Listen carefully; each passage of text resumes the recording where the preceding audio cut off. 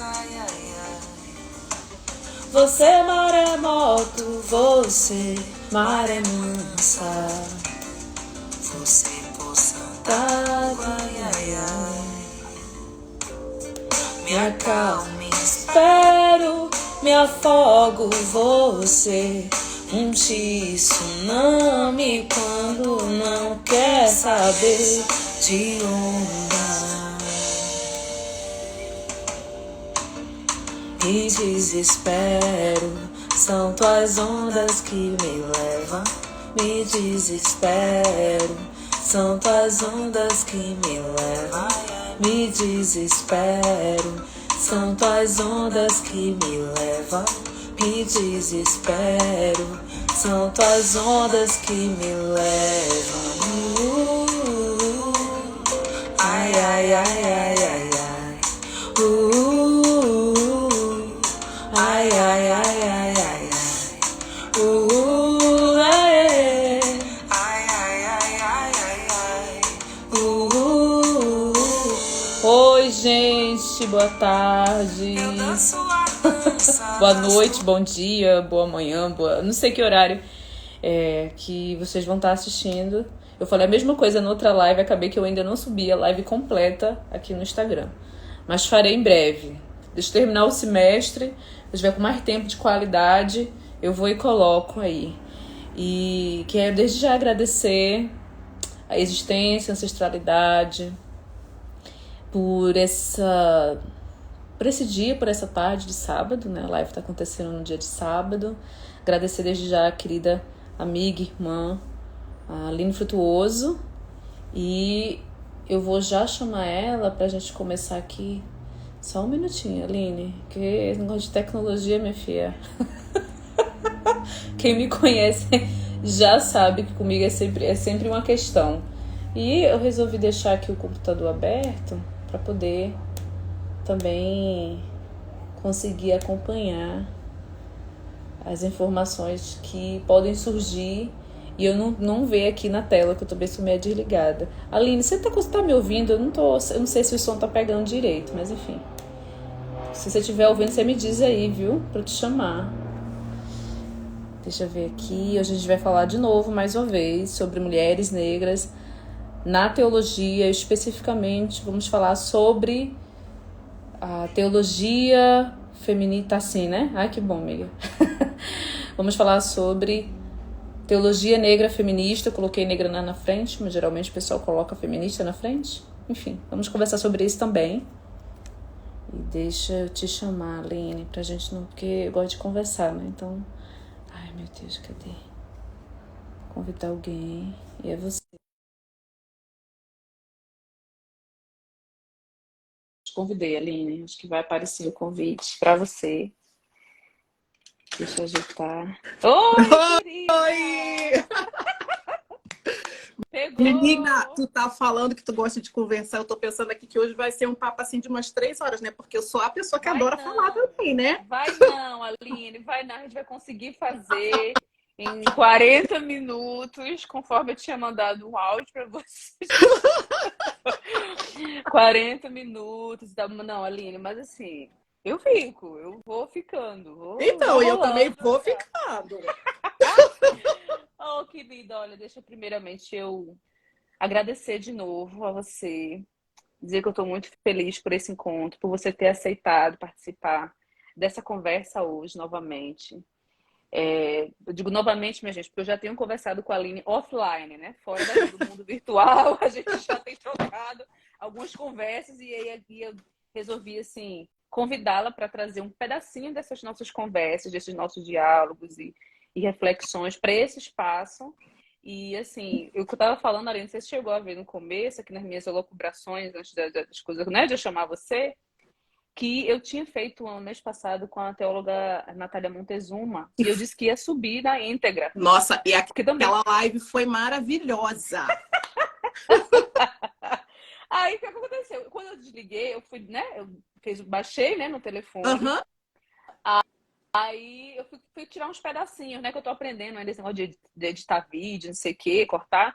E ficou no computador. E eu digo, Aí depois, quando eu tava pensando, né, fazendo um seu, vendo aqui as coisas, os arquivos, eu digo, gente, o arquivo tá completo aqui. Eu disse que ia deixar lá no Instagram e não voltei ainda pra colocar. Coloquei só um trechinho, né?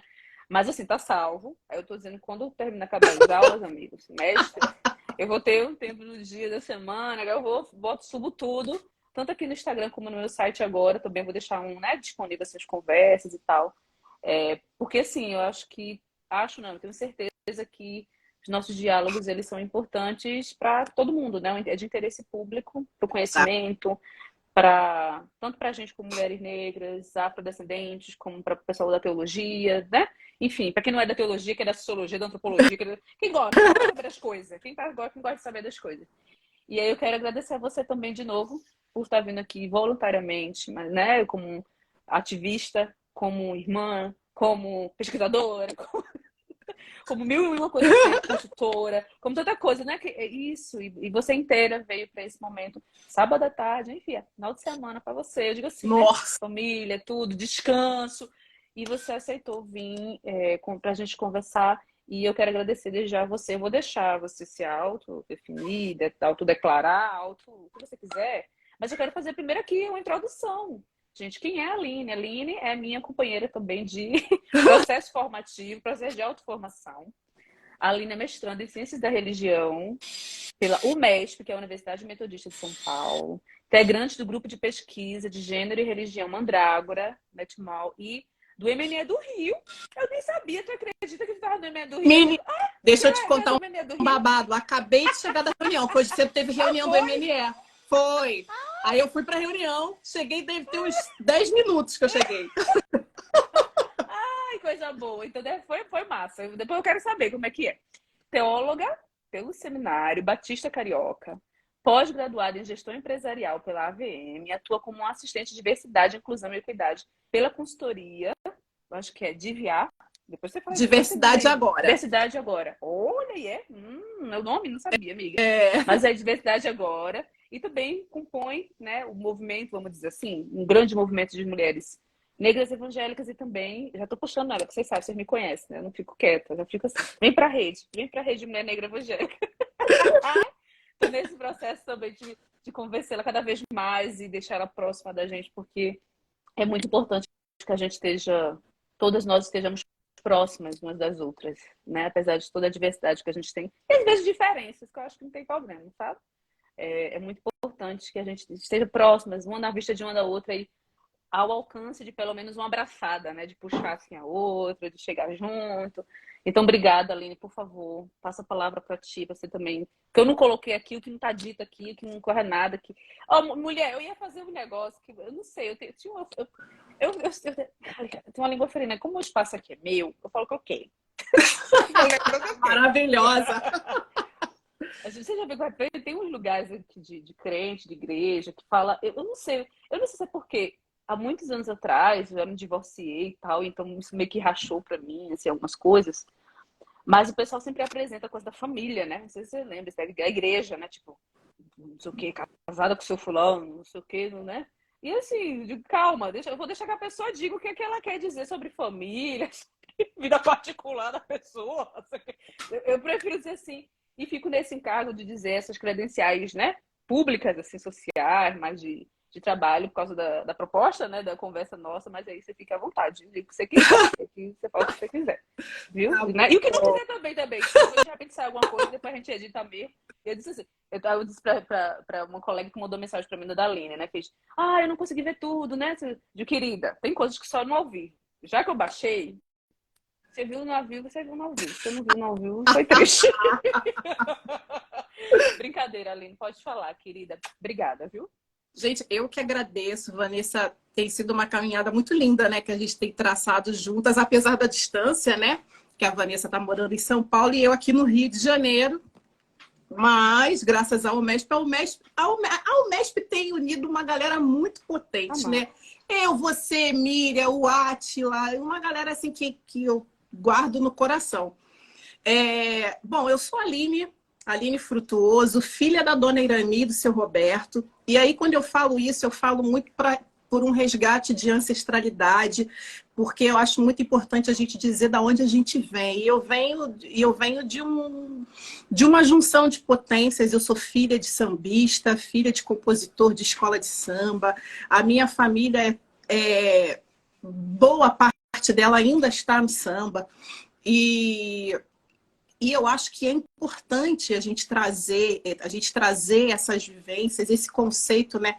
Essa coisa da família, da comunidade, que é a primeira comunidade que a gente já nasce inserido nela, né? Que é a família. Então eu falo com muito orgulho que eu sou filha da Dona Irani, uma mulher forte, aberta, que lutou até o máximo que ela pôde para cuidar de mim, que eu perdi meu pai com 16 anos. Então eu tenho um orgulho enorme da minha mãe, de toda a potência que ela representa na minha vida. E hoje,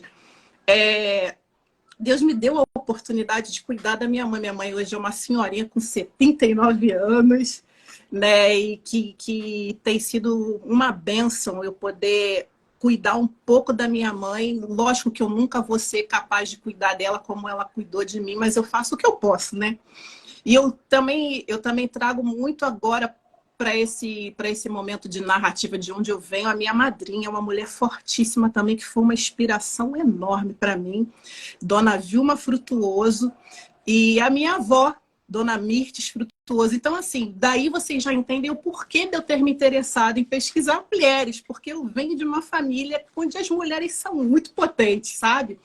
Então, essas mulheres, elas formaram a minha existência, a minha trajetória, e sempre me lembrando da importância que a gente precisa dar para o estudo, de como é importante você estudar, né? Como é importante você ter uma formação. E assim, eu no início não entendia muito isso, mas é muito importante a gente lembrar que a gente, enquanto pessoas pretas, a educação, ela é um agente libertador, ela é uma ferramenta tecnológica para nos colocar em liberdade desse sistema que o tempo todo foi estruturado e forjado para nos oprimir, nos aniquilar e nos silenciar, né? Nos apagar. Então, eu trago nesse momento também toda a minha gratidão a essas mulheres potentes na minha vida e agradeço a Deus por ter me dado a oportunidade de ter convivido com elas e conviver ainda até hoje, né? Ai, isso tá linda. Eu fico. Ô, mulher, eu tenho que desligar o telefone, o microfone, que senão eu fico o tempo todo falando. Ai, isso mesmo. Eu tava tentando. Já viu na sala, né? Que eu também fico meio, né? Tipo, você tá falando, fico fazendo caras e bocas. Eu digo, gente, tenho que me controlar um pouquinho pra poder, né? Tá, enfim. Deixar a pessoa também, né, ter o seu processo de pronunciação e tal, e sem eu ficar interferindo, mas é muito lindo e é muito certo. Eu digo certo, Aline, nessa nossa dimensão também de valores humanos, a gente reconhecer valores humanos e para a gente, né, comunidade negra também, sobretudo, valores civilizatórios ancestrais nossos, a gente reconhecer as nossas vantagens que vieram antes da gente, né? É um processo que a realidade que a gente está inserida muitas vezes tenta macular, às vezes consegue, mas a gente, né, tem esse processo de resistência e cura, né? E de conseguir curar essa mácula causada pelo sistema, das nossas relações intergeracionais e tal. Então, esse reconhecimento, essa gratidão que você traz, né, na tua voz e também na vibração, porque, né, de como você fala, é muito edificante, me conforta muito espiritualmente, intelectualmente, é você falando e eu também recebendo, né, me curando um pouco assim dessa importância que a gente chegou aqui por causa delas, né? Está aqui por causa delas. E eu acho muito essa honra, né, de cuidar. E eu acho muito importante, Vanessa, a gente pontuar essas coisas, porque o Ocidente, ele te descreve a partir do que você tem, não a partir do que você é. E eu só sou porque essas mulheres foram. Eu só sou nessa coletividade, nesse Ubuntu que a gente fala tanto, né? O que é Ubuntu? O que é o Ubuntu que está na modinha e tudo mais? Mas isso é uma filosofia africana muito potente que traz para nós esse entendimento de que a gente só a nossa existência ela é atravessada, ela é formada e forjada a partir de outras existências. Então eu só sou porque essas mulheres foram, sabe? Então assim, para eu chegar onde eu estou, essas mulheres tiveram que fazer Nossa, foi um rolê, foi um rolê. Então, assim, É. eu não posso deixar que essas mulheres sejam apagadas por esse processo ocidental que sempre tem aquela coisa de que, quem é você? Eu não sou a Aline. Hoje eu estou assistente de diversidade e inclusão, mas eu sou a Aline, filha da dona Irani. Sabe? Então isso é importante. Eu sou a Aline, afilhada, filha do coração da dona Vilma Frutuoso, neta de Mirtes. Isso é importante dizer, né? E isso é parte da nossa ancestralidade. As filosofias africanas, elas falam muito disso e um pouco disso se perdeu, né? Porque assim, a gente, nesse processo de Maafa, a gente perdeu tanta coisa, né? Então, assim, quando a gente começa a fazer esse processo de tornar-se negro, que é um processo, né? Então, quando a gente começa esse processo da gente se tornar negro, a gente começa a resgatar essas coisas. E eu me lembro muito da minha infância, sabe? Dessa potência, dessa matrigestão da minha avó, sabe? Minha avó criou um monte de gente, a minha mãe é a mesma coisa, sabe? Então, assim, é você entender da onde que você veio e entender que tudo isso te atravessou ao ponto de você hoje abdicar de boa parte da sua vida, porque mestrado, doutorado é isso, você abdica de um monte de coisa para se dedicar a estudar para que isso não se perca, sabe? E assim, essa foi uma dificuldade muito grande que eu encontrei na minha pesquisa, porque esses saberes, eles se perderam. E muita mulher preta potente que fala coisas maravilhosas aí e que não está escrito. A gente até comentou isso uma vez num bate-papo desses nossos, né? Essas mulheres não estão escrevendo mais. E assim, isso também é bom, é parte de um processo oral que a gente consegue fazer com que permaneça até hoje, é bom. Mas a gente precisa deixar isso escrito registrado, porque é parte desse processo de não ser submetido ao cancelamento, ao apagamento que o Ocidente o tempo inteiro tenta nos colocar, sabe? Então, assim, você estar na maior diáspora do mundo e tentando resgatar esses valores civilizatórios africanos, ter uma vivência o mais afrocentrada possível, é um desafio, mas a gente precisa deixar isso registrado. E assim, a gente é uma resistência de fato, né? Porque se você for ver tudo que os nossos antepassados passaram, tudo que... Gente, e a gente está aqui até hoje. E olha só, o IBGE, isso aí não é a Aline que está dizendo, não. O IBGE diz que a gente é pelo menos 54% da população do Brasil. Então, cara, nós somos a maior concentração de pessoas pretas no mundo. A gente só perde para a Nigéria, que está em África. Presta atenção. E aí eu quero convidar você, coleguinha, que está aqui comigo nesse momento, porque eu já chego logo interpelando e questionando. E se estiver num lugar, lindo, que tiver só pessoas brancas, principalmente esses espaços de poder e de dominação, questione. Porque como é que pode um lugar onde 54% da população é de gente preta, você vê a maioria dos espaços de poder, de tomada de decisão, majoritariamente brancos. Vamos fazer esse exercício, colega, porque a gente... Primeiro que esse BO de racismo não é um BO nosso. A galera inventou isso aí para dominar, para aniquilar, para exterminar. Mas então vamos lá, né? A gente se junta nessa luta, porque a gente também é resistência, e a gente traz essa peteca aí também para vocês segurarem junto com a gente. Vamos começar a rever essas estruturas aí, né? Inclusive na igreja. Fala, benção, fala. Não, bebeu. Molhou o bico, minha filha, pra falar. Desculpa, amigo, eu ia dizer só que 54% dos que se autodeclaram. Ainda tem esse porém, porque a gente... Porque olha só, olha como é que o negócio é complicadíssimo, né? E aí eu falo a partir de mim, que eu sempre soube que eu era preta, porque na minha família todo mundo me falava, você é preta, né? Por mais que eu tentasse embranquecer, alisando o cabelo, né?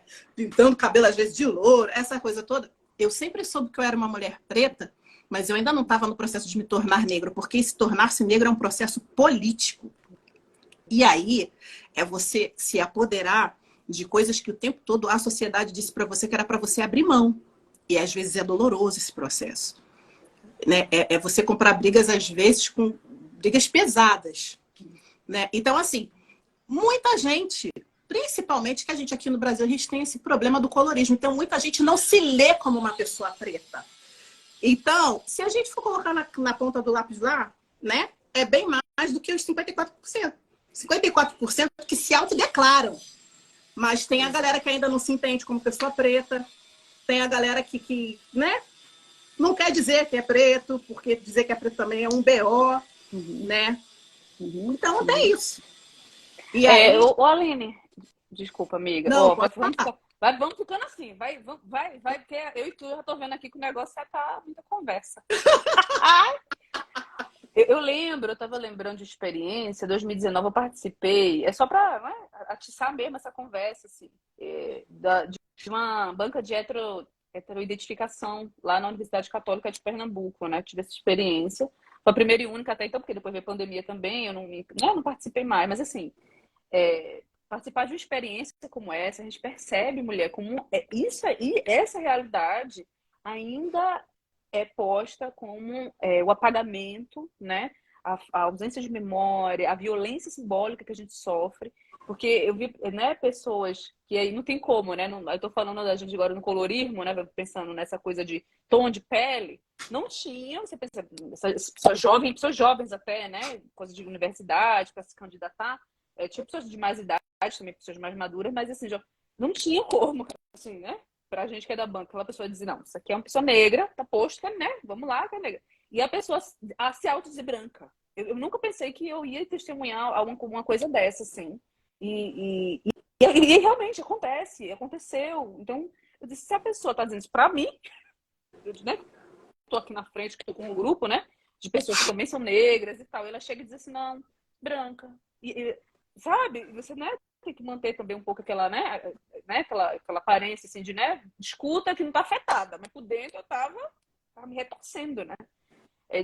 E a pessoa saiu e você diz assim, meu Deus, mas onde é, né, que essa pessoa, onde é que essa pessoa jovem, onde é que essa pessoa não se perdeu de memória, onde está doendo, né, de violência simbólica, de apagamento, qual é a dor de dizer que é negra, né? E é esse processo que você está falando, né? Que a gente passa, que a gente vivencia. A Neuza Santos também falou sobre isso, né? Que é assumir, né? Acumular, de fato, acumular tudo que é bom também, mas também tudo que é doloroso desse processo, né? E tudo que é rico, tudo que é bom, tudo que é maravilhoso, tudo que é bonito. Mas quantas pessoas ainda carregam essa parte mais dolorosa e que não se autodeclaram no IBGE, no censo, né? Então, acho que conseguem dizer que sabe, que tem essa consciência que você falou, né?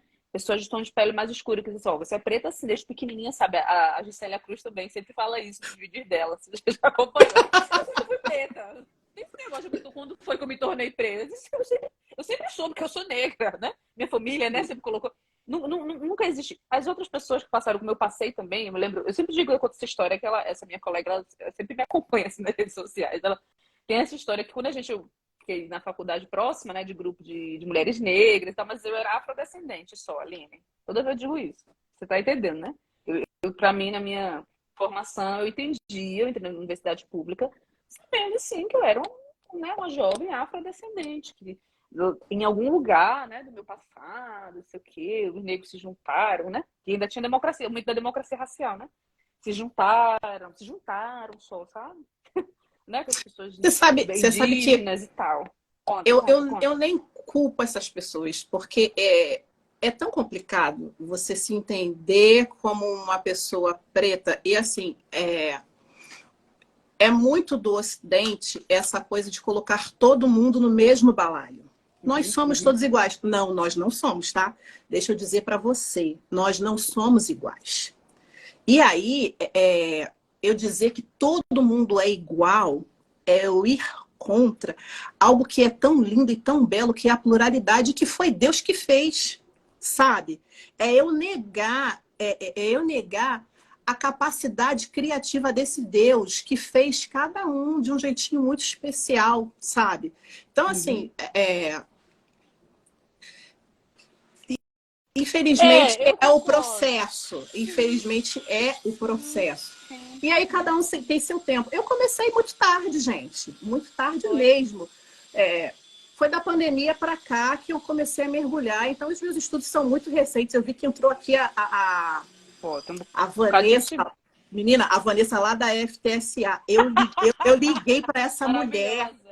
Ela é maravilhosa. Eu só estou na Unesp porque essa mulher, assim, ela me ajudou tanto, assim. Ela, Célia Patriarca, sabe? Então a gente precisa falar e ser grato. A Vanessa foi de uma generosidade. A Vanessa é amiga do Jonathan. Eu conheci o Jonathan quando eu morava em Itu. E aí ele me passou o contato dela e eu falei, viu, eu tô começando a pesquisar esse negócio. Gente, a mulher separou por tempo. Então, assim, essa coisa, sabe, da sororidade, das mulheres se ajudarem, eu acho importante a gente falar sobre isso também. Mas voltando ao meu processo de me entender como uma pessoa preta, eu comecei... A gente tá indo, né? Tu tá vendo. Pois é. Tá conversa. Bora. Esse processo é um processo recente. Deixa eu dar um salve aqui pra... Salve pro Doni. A minha prima tá aqui, ó. Sem ser frutuoso. Minha filha, quando eu falo que a minha família é uma potência, a gente se abraça num grau, gente, que o negócio é assim. E a gente só é porque todos nós somos. E a gente tenta manter isso, sabe? E isso é importante. E isso é muito da minha avó, sabe? E aí, a minha madrinha, a mãe da Ceiça, ela também tem muito disso, sabe? Desse ajuntar, desse colher, botar todo mundo debaixo da asa. É assim. Mas voltando para o meu processo de me tornar negra, eu passei por um evento muito traumático no meu trabalho. Eu era gerente de empresas no Banco Itaú. E aí eu vou botar logo aqui os nomes mesmo, porque eu não tenho mais rabo preso com eles. É isso mesmo. E aí eu passei por um episódio que eu não sabia nomear o que era. E eu levei muito tempo para entender que aquilo foi um episódio de racismo. O meu chefe me perseguia, fez de tudo para me prejudicar, enfim. E aí eu adoeci. E aí, por isso é importante esses grupos de acolhimento também para pessoas pretas, porque esses grupos, eles têm uma contribuição fundamental na saúde mental dessas pessoas que são, às vezes, afetadas. E assim, eu trabalhava num lugar onde eu era meio arara azul, né? Assim, era eu e eu olhava ao meu redor, quantas pessoas pretas... E, enfim, e aí chegou a pandemia e tal, aí eu em casa, e crise de fibromialgia, porque aí eu, nesse processo de adoecimento, eu fui diagnosticada com fibromialgia, então eu estava de licença médica, e aí veio um curso no Instituto de Janeiro, Fé Cristã, Enfrentamento ao Racismo e ao Machismo, com Célia Patriarca. Ali deu, sabe? E eu tinha acabado de começar minha transição capilar também. Então, assim, são coisas que mexem muito com a gente, sabe? Demais. São coisas que forjam mesmo a nossa essência, nosso caráter, enfim. E aí, eu já tinha começado a compreender que o meu cabelo também é político. Lojas que eu comprava antes com facilidade, né? Já não... Quando eu chegava com o meu cabelo crespo, ninguém me atendia, sabe? Lugares que eu acessava com facilidade e que quando eu cheguei com o meu cabelo crespo, por exemplo, eu fiz uma viagem missionária para o México e eu nunca tinha sido parada na imigração. Quando eu fui com o cabelo crespo, me pararam. Reviraram minha mala toda. Então, ali a gente foi compreendendo, né? E talvez você, colega branco, ou você, mulher preta, que ainda não se lê como uma pessoa preta, você ainda não tenha percebido, mas essas microviolências, elas acontecem. São coisas sutis. Essas sutilezas que a galera daí de fora chama de mimimi quando a gente começa a colocar nome, porque o Ocidente também é assim, né? Quando a gente nomeia, eles ficam doidos. Eles têm muito essa coisa do dividir para conquistar, sair invadindo tudão, dando o nome deles, mas quando você entende o processo e você nomeia, aí eles não gostam. Verdade. Né? Tem que ficar calado, né? Sem saber o que é. E eles que dizem o que é. Não é? Quando dizem alguma coisa. E aí eu vejo a importância de Lélia, né? De Lélia falar, é importante que o preto tenha nome e sobrenome, porque senão o branco te dá logo um jeito de dar um apelido. Gente, isso é uma fala muito potente. E isso é um conhecimento ancestral que Lélia traz pra gente e que a gente não valoriza, né? Porque a gente também tem aquela coisa da síndrome do vira-lata, da gente só valorizar o que é produzido lá fora e a gente não valoriza o que é produzido aqui nas nossas terras. Né? Então, a gente é um país que tem Lélia Gonzalez e só o movimento negro que fala dela. Assim, agora que eu tenho visto um pouco mais essa discussão acerca de Lélia na academia, que também é um lugar extremamente embranquecido, enfim. Mas eu passei por esses episódios, enfim. E aí, depois desse curso, eu falei, eu preciso estudar esse negócio. E aí, eu tomei a postura, tentei o mestrado e tal. E aí eu comecei a pesquisar. E aí eu comecei a pesquisar teologia feminista negra, porque eu queria entender como é que essas mulheres pretas, elas se mantêm até hoje na igreja. E que forma que essas mulheres pretas conseguem fazer teologia na igreja. Só que eu achei que fosse ser tudo diferente do que está sendo. E aí, nesse Deixa eu voltar um pouquinho para ti. Deixa eu voltar só um tiquinho. Você falou do seu processo, né? Também, eu acho que também tem uma coisa de ser circular, né? Uma lógica circular de ser contínuo para a gente nessa nossa existência, acesso também a enegrecimentos de lugares pretos, de pessoas pretas e sermos criativas e, né? E também honrar nossa memória. Um pouquinho antes, quando tu fez teologia, como é que foi essa coisa, esse momento? Quem era você quando você fez teologia? E como é que está sendo também? Aí tu já entra nessa coisa como está sendo a pesquisa agora, né? Também nesse processo.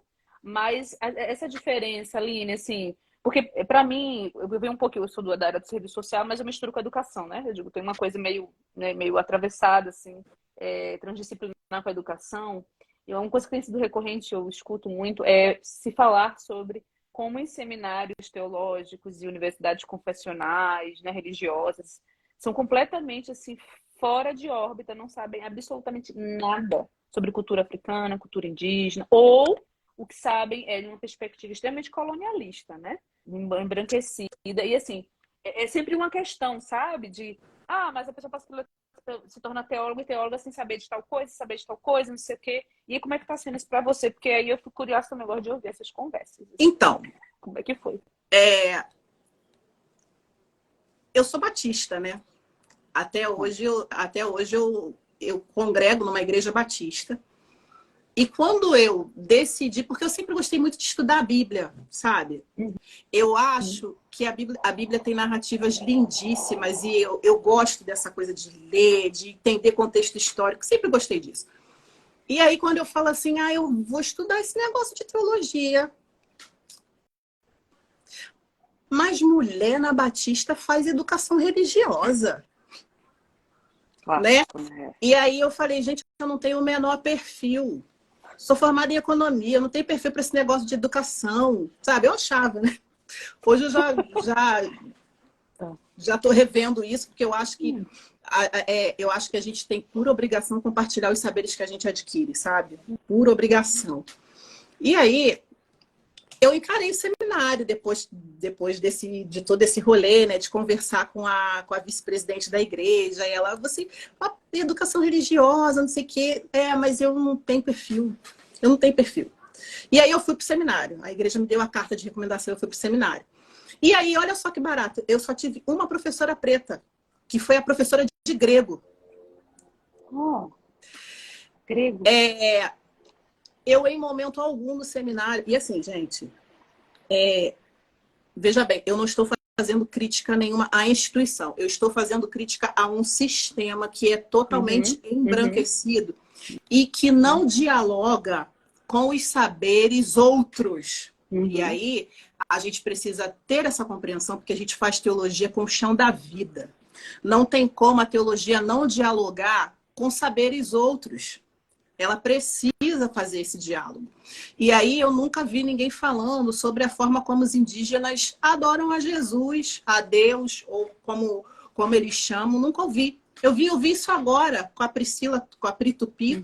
Priscila, que é teóloga também, e ela está fazendo um trabalho incrível no aldeamento que tem aqui no Rio de Janeiro. E assim, vestiu mesmo a camisa. Mas a Priscila também passou por esse processo, sabe? E aí eu vejo o quanto que esses saberes emancipam a gente. A Priscila, ela mergulhou na teologia feminista para se E aí, uma vez que ela mergulhou nessa teologia feminista, ela conseguiu se encontrar, sabe? Esse foi um processo assim, muito importante para que ela também assumisse essa identidade dela indígena, enfim. Então... eu nunca ouvi no seminário falar sobre teologia negra. Hoje inclusive, os meus colegas agora de teologia, vez por outra, ouvem alguém falar sobre uma teologia negra, ou, né? uma teologia moral, enfim. Mas não, eu não ouvi. Eu não ouvi, não tem tantos anos assim. Eu fiz seminário em 2007, acho que eu comecei em 2007, não me lembro muito bem, que eu sou péssima com datas. Mas é importante a gente colocar isso aqui, porque num país, aí eu volto a dizer, num país onde 54% da população é negra, a gente não ouve falar nada, nada de como os negros cultuam, celebram e adoram a Deus, eu acho muito intrigante, no mínimo, né? Eu No acho, mínimo. no Verdade, mínimo, muito no intrigante. mínimo. E aí, a gente vê que esse lance de teologia negra é um negócio muito recente, com Cone, década de 70. Aliás, essas décadas de 60 e 70 foram, assim, um turbilhão, né? Verdade. Então, assim, presta atenção, gente, século XX, isso, logo ali, que a gente começa a fazer uma construção de Fora. saber a partir da perspectiva de pessoas pretas. Então, veja bem, a gente precisa melhorar. Enquanto sociedade, a gente precisa melhorar. E aí eu volto a dizer, a diversidade é uma bênção e a gente precisa dialogar com saberes outros, sabe? A gente precisa trazer isso para a mesa. A gente precisa debater mais sobre essas coisas. E aí, eu vou falar um negócio agora que pode ser que desconcerte muita gente, mas que é preciso a gente falar. Por que é que a gente não ouve falar desse negócio? Porque isso faz parte do racismo estrutural. E deixa eu te dizer, a religião foi uma ferramenta de dominação e de expropriação dos corpos negros. Porque quando meus antepassados foram lá sequestrados, arrancados, amputados de África, né? Eu não gosto muito desse termo fratura. Quer dizer, é porque a colonização foi uma fratura. Fratura, fratura a gente trata. Amputação não tem como. Você tem que inventar, você tem que se reinventar. A partir daquela perda, acabou. Você não tem mais. E assim, eu vivi um processo de amputação na minha família. Minha avó amputou uma perna antes de falecer, sabe? Então, assim, é aquilo. Não tem mais a perna. Você vai reescrever sua história criativamente a partir dessa situação. E aí, o que isso é para nós, enquanto pessoas pretas? É uma AFA. A partir desse holocausto, extermínio do povo preto, a gente se reinventou criativamente. É por isso que a gente está aqui até hoje.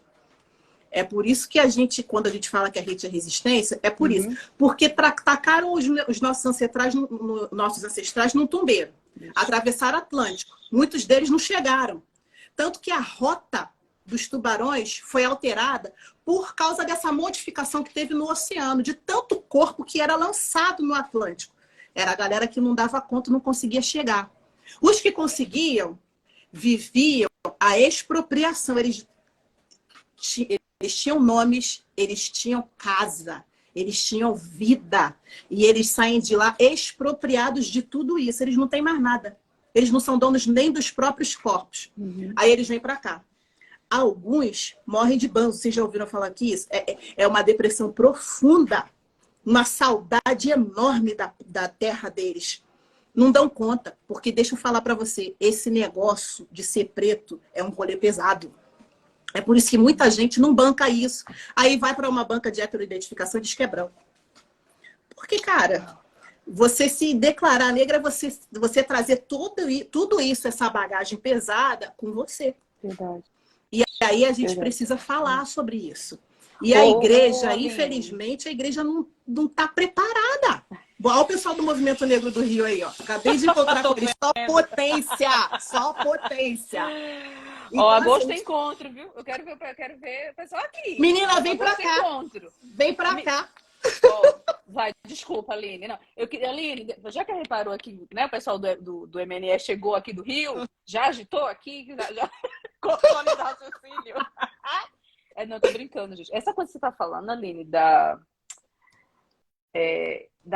de como a gente tem que trazer, de fato, com as palavras que são as palavras da denúncia, que são as palavras da verdade, dos fatos, e que muitas vezes as pessoas da nossa comunidade de fé, colocando aqui desse campo cristão, né, protestante, de igrejas históricas, tradicionais, neopentecostais também, né? Todo mundo não gosta de ouvir. Como o Paulo diz, né? Tem comichão no ouvido, dá um comichão no ouvido, sabe? Então, E muitas vezes nos rotulam de sermos agressivas, violentas, grosseiras, rançosas. E aí começa, porque o conteúdo, assim, não é o conteúdo das nossas falas, é o conteúdo dos fatos. olha só, eu até agora não eu falei pouca coisa de mim. A única coisa que eu disse de mim até agora é que eu sou filha da Dona Irani, que eu sou frutuoso, que eu sou a filhada querida, eu sou a filhada preferida de Vilma. Foi a única coisa que eu falei de mim. Porque o resto é fato, gente. Vai dar problema, esse preferido vai dar problema, eu acho. Porque o resto é fato, gente. É fato. Tá aí. E aí, por que a 10.639 é tão importante? Hoje, as minhas sobrinhas, pelo menos a lei diz isso, elas vão aprender história africana na escola. Porque esses saberes, eles foram negados para nós, enquanto população preta. Agora, olha que estranho, né? A gente é preta e a gente aprende dos brancos. E é uma linguagem. É um negócio tão romântico, né? Porque Cabral chegou aqui, olha que coisa linda. E isso daquilo era um caos. Depois que Cabral chegou, olha que coisa boa. Aí Portugal investiu. Mentira, gente. Bora falar a verdade. Portugal chegou aqui e roubou a terra dos indígenas. Esse lugar aqui é deles. E aí, quando eu vejo esse BO todo de marco temporal, o nego tentando tirar a identidade e tentando tirar a propriedade de quem é de fato dono da terra. Gente, pelo amor de Deus, isso não existe, sabe? Eu acho vergonhoso a gente ter a primeira ministra indígena. A gente, isso é uma vergonha para nós enquanto país, enquanto civilização. Eles são os donos da casa. A gente está aqui porque eles deixaram, pela generosidade deles. E olha só, deixa eu falar outra coisa para vocês. A gente tem muito que sentar e ouvir esse povo. Essas mudanças climáticas aí, porque assim, né? O Ocidente é desse jeito, ele só quer destruir tudo. Destrói tudo. Aí no outro dia eu estava vendo uma reportagem falando que a França ia suspender alguns voos domésticos de distâncias curtas por causa de fatores climáticos. Olha como eles são pessoas elevadas, eles estão pensando no clima. Depois que eles invadiram tudo, roubaram tudo dos outros, hackearam todo mundo, gente. Exato. Aí, agora, porque o negócio tá feio, né? Agora eles resolveram ouvir quem? Ouvir quem sabe. Quem é dono da terra. Exato. Aí quem investir... Né? Aí, olha que pessoas elevadas, né? Gente, vamos fazer um movimentozinho. Vamos devolver a fala para os povos originários, porque eles entendem mais desse negócio que a gente. Quando Cabral chegou aqui, o negócio estava arrumado. E aí eu deixo aí até a sugestão, Priscila fala melhor disso do que eu, sabe? Domingo eu estava assistindo o Agnes, comentou sobre isso, lá na Igreja do Caminho.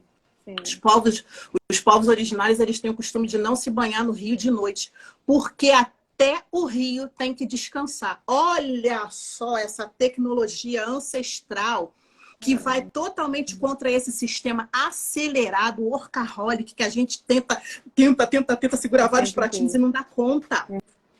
Entende? Olha essa relação amorosa e harmoniosa com o mundo criado. E aí, gente, deixa eu falar para vocês. Né? Gente, teologia também trata disso. Existe um negócio chamado as 5 relações fundamentais na teologia, que é o homem se relacionar bem com ele mesmo, se relacionar bem com Deus, com o mundo criado, com o outro. Então, presta atenção, isso está na teologia também, gente.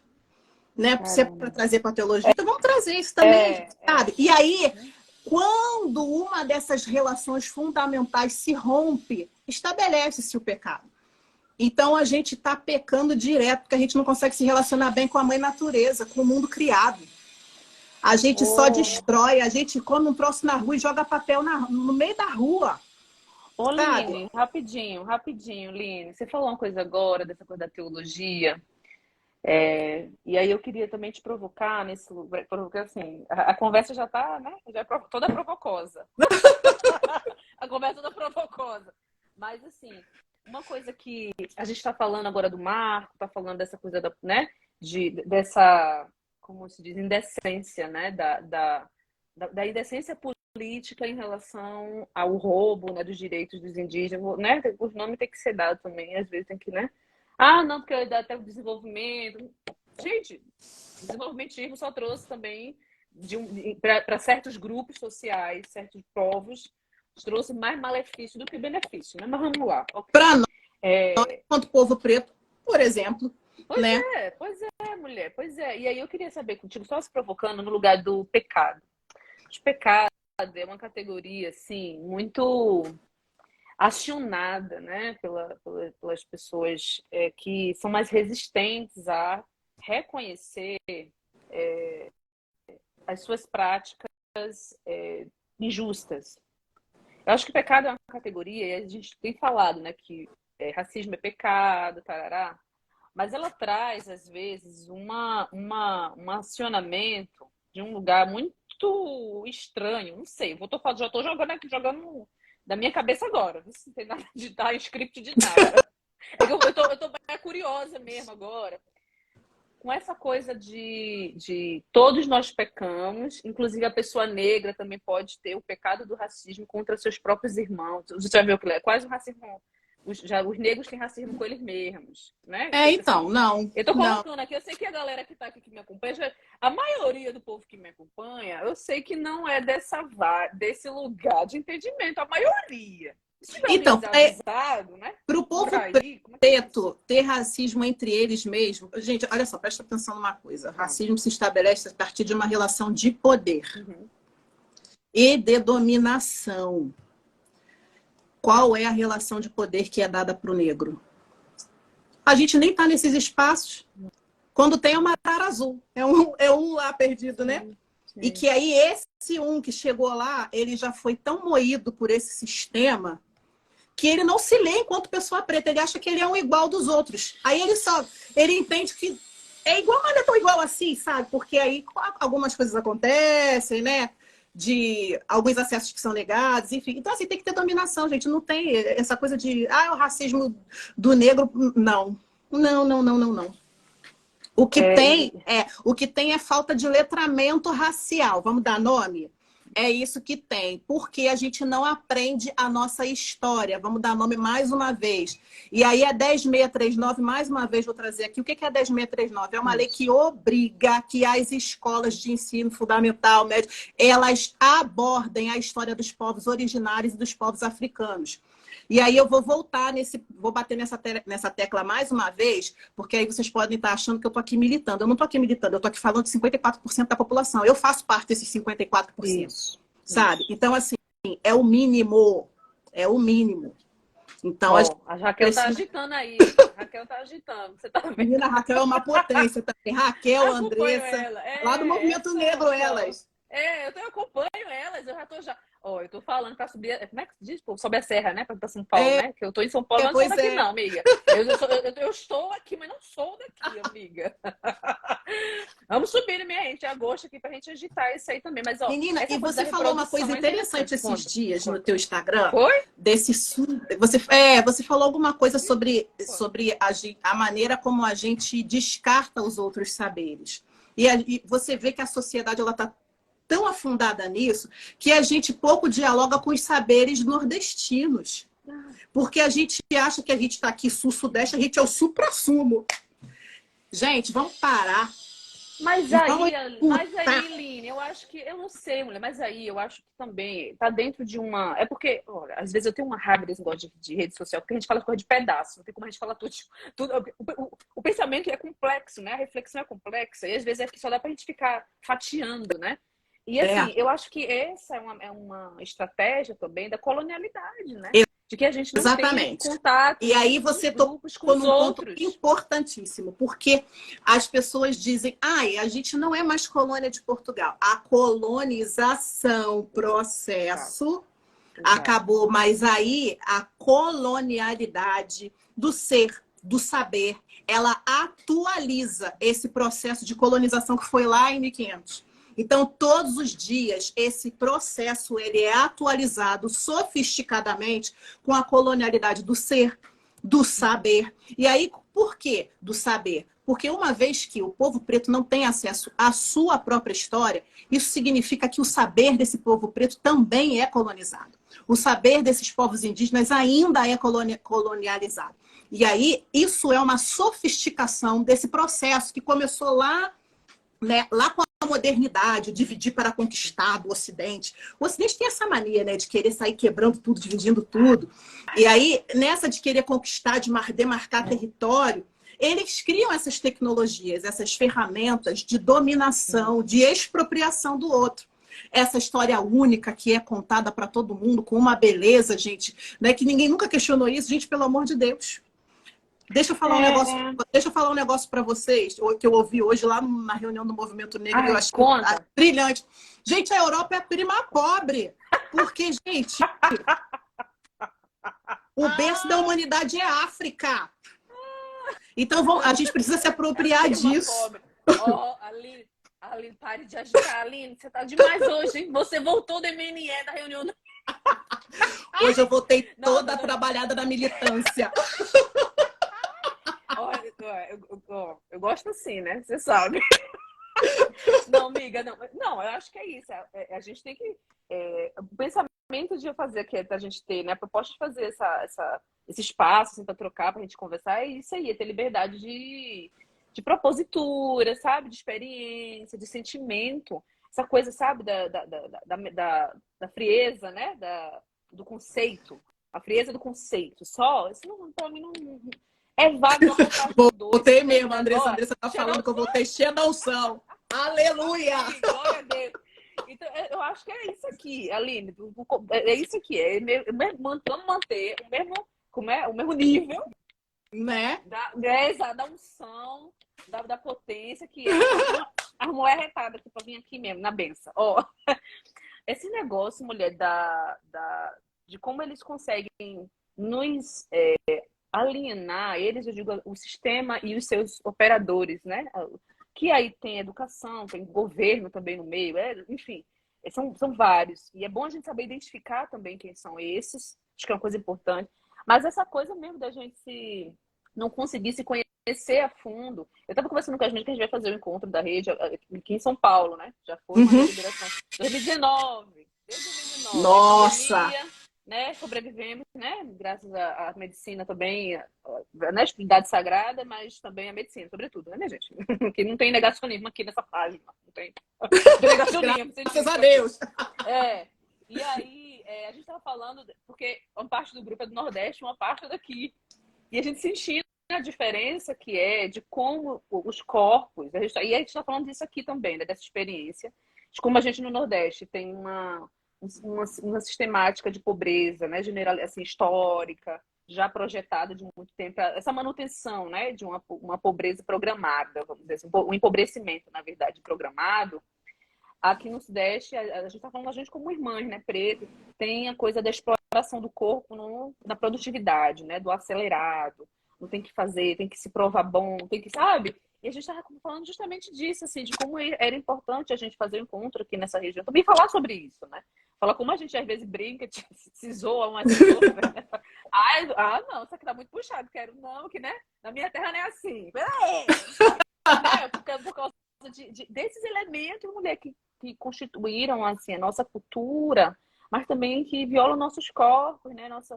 Nossos corpos assim, integralmente, né? Nossa alma, nosso bem-estar espiritual também. Então, como o ritmo, né, de vida de grandes cidades, né? Pensando aqui esse eixo, né? Rio, São Paulo, Brasília, BH, não sei o quê, né? Enfim, tem uma lógica, né, também de produtividade, de exploração do corpo, de exaustão em questões sociais mesmo, de transporte público, né, deslocamento, meio ambiente. E que, né, a pauta da gente esse ano vai ser essa coisa da questão do... como é que chama? Crise climática? Racismo ambiental. Vamos conversando com mulher preta, né? Com mulher preta, vamos falando sobre essas pautas internacionais que são extremamente importantes, de organismos internacionais, mas o que é que de fato acontece com a gente aqui, assim, né?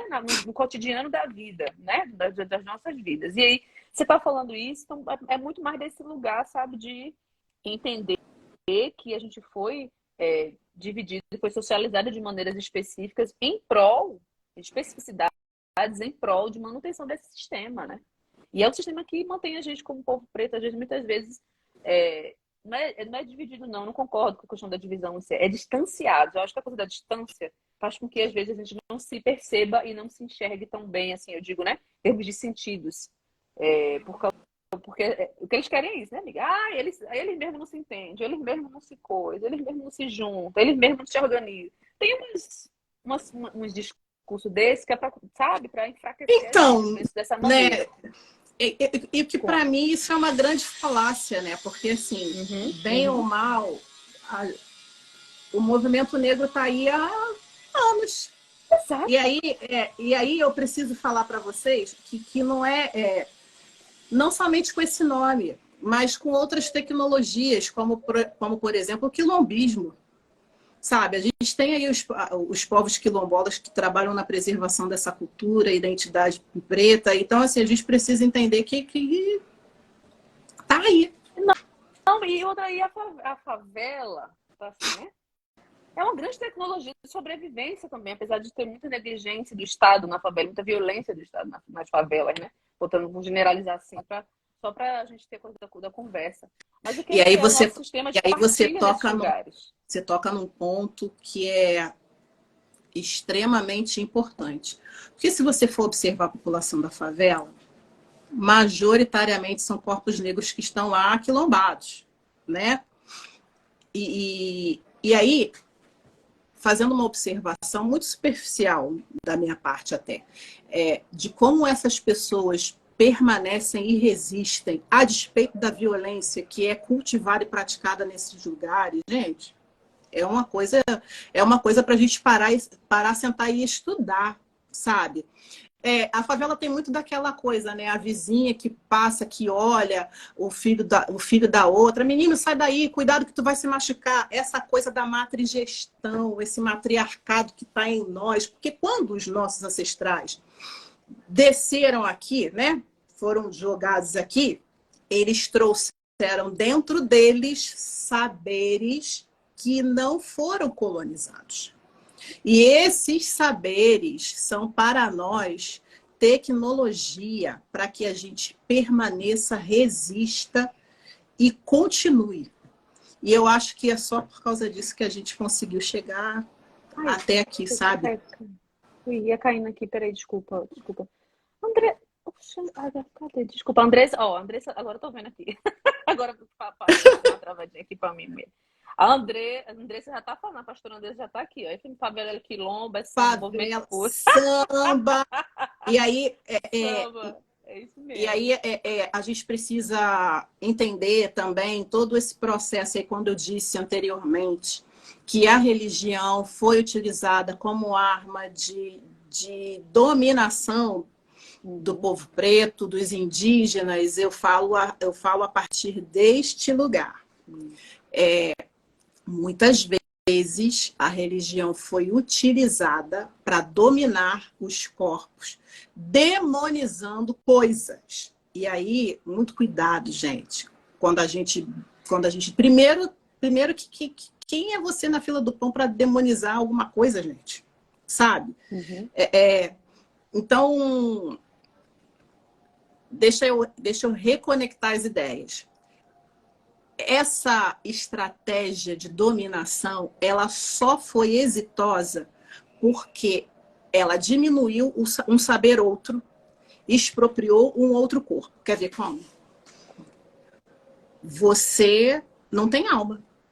Você precisa ser redimido e resgatado. E para você, só Jesus. Gente, eu não estou... Olha, entenda bem. Aqui eu não estou questionando a pessoa de Jesus. Eu acho que Jesus foi um cara genial, brilhante. Eu acho Jesus lindão. Porque essa praxis de Jesus, se ela tivesse na totalidade, na potência que ela é, impactado a igreja não estaria como está hoje. A igreja precisa ler mais sobre Jesus e entender mais de Jesus.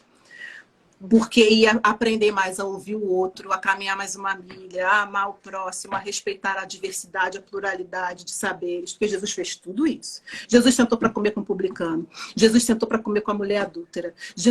Então, assim, gente, né? Vou parar por aí para não ficar feio. Jesus se permitiu tocar por uma mulher que era imunda para a época, que estava num fluxo de sangue há não sei quantos anos, né? Que não podia nem conviver. Essa mulher estava afastada do convívio. Aí Jesus se permite tocar por essa mulher. Mas não somente isso. Jesus para o que ele está fazendo. Opa, quem me tocou? E Jesus estava indo atender a filha de um dos principais da sinagoga. Jesus para o que ele estava fazendo. Ele estava fazendo uma coisa muito importante. Ele estava indo ajudar alguém que estava precisando. Jesus para e fala, opa, alguma coisa aconteceu, porque de mim saiu virtude. Quem é que me tocou? E aí Jesus olha para a mulher. A mulher é aquela que na maioria das vezes você não vê no púlpito com o microfone na mão. A mulher que na maioria das vezes é silenciada. A mulher que na maioria das vezes sofre violências terríveis e que prefere não falar, né? Essa mulher que não podia conviver numa sociedade porque ela era imunda, fazia 12 anos que ela estava no fluxo de sangue. Essa mulher, ela tem a atenção de Jesus. Aleluia. Então, a gente precisa aprender mais com o mestre. A gente precisa ter esse olhar amoroso que Jesus teve, de parar, inclusive uma coisa importante, para atender uma mulher que estava miseravelmente afetada por uma sociedade que a rejeitava e a impedia de conviver. Gente, comunidade é uma coisa muito importante. E aí eu trago para a mesa, então, mais uma vez o Ubuntu, que é uma filosofia africana. E para as filosofias africanas, essa vivência comunitária é algo importantíssimo. Não sei se vocês já leram sobre o Fusomé, que ela fala o espírito da intimidade, e aí ela narra toda a vida dela no aldeamento, numa tribo. Né? E aí essa mulher que teve a oportunidade de sair, fazer essa experiência ocidental, né? De ter uma vivência no Ocidente para estudar e tudo mais, mas ela teve o cuidado de deixar registrado todos os saberes que ela adquiriu nessa vivência comunitária, nesse aldeamento. Gente, eu confesso para vocês que foi difícil demais para mim ler o livro de Sobo Fusomé, porque ela fala uns negócios, rapaz! E com a simplicidade, né, Aline? Assim, com a simplicidade mesmo do que é, da vida, assim, sabe? Que você fica... Dá um constrangimento para rever, você para assim, faz... Ui! É isso. Nossa, é isso. Aqui, né? E aí eu quero deixar aqui... E aqui agora eu falo para as nossas irmãs pretas, sabe?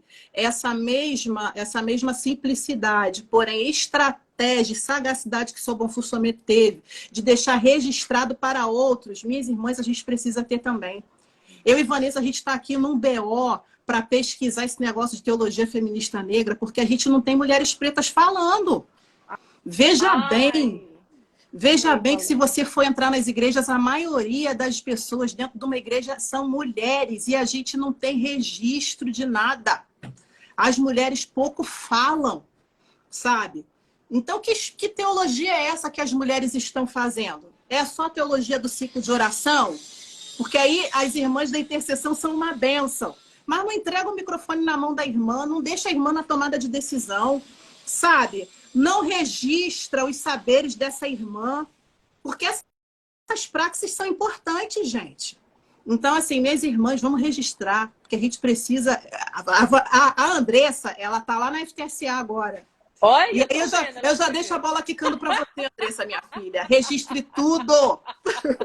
Porque a gente está abrindo... Porque, olha só, é desse jeito. Vai ter teóloga negra assim. Eu nem sabia. Eu já chamei ela de pastora, que teóloga não é... Pra mim, ó, tem uma coisa, gente. Teóloga, eu sei que não é a mesma coisa de pastora, de ordenada. Mas pra mim é tudo pastora. A Aline Guimarães já sabe também que eu fico pastora. Eu tenho um negócio de... Eu não sou pastora, não sei o que eu digo. Calma, tem um ministério. Não tem ordenação, às vezes, institucional, mas tem um ministério. É o ministério do pastoreio, do cuidado, né? Da escuta, da orientação, do acolhimento. Então tem também, eu já digo logo, é pastora. Para mim já vira logo pastora. Ô, Aline, então já que a gente entrou... Eu já tô vendo uma hora que a gente tá falando, viu? E a gente não falou... Falei. Não, bora. Falei. Bora. Agora chegou a teologia. Antes já era teologia, gente, tô brincando. A gente tava, tudo é teologia. Tudo é teologia. Essa coisa da escrita, isso que você está trazendo, né, da nossa experiência, eu digo, né, coletiva com mulheres pretas de igreja. Eu entrei na igreja, né, criança, porque pequena você já viu, né, amiga, que eu sou baixinha, né? Então, pequena eu já sou. Mas essa experiência, dessa vivência, que para mim foi muito diferencial, que quando eu tava, né, minha mãe levou a gente para igreja protestante, que era pentecostal, era uma igreja quadrangular. E na época, a igreja quadrangular, até hoje, tem ordenamento feminino. Então, Tem. esse era um grande diferencial das igrejas, assim, da Assembleia de Deus, da Deus e Amor, assim. Quando tinha uma pastora, na verdade, era a mulher do pastor, que o pessoal chamava de pastora, né? Mas ela não tinha ordenamento, que negócio todo. Então, isso já mexeu muito com a minha cabeça, dessa coisa das mulheres, sim, né? Poderem, né, pastorear, porque aí é quadrangular, né? Também tinha aquela coisa de explicar na Bíblia, né? Ter versículos que falava disso, falava daquilo.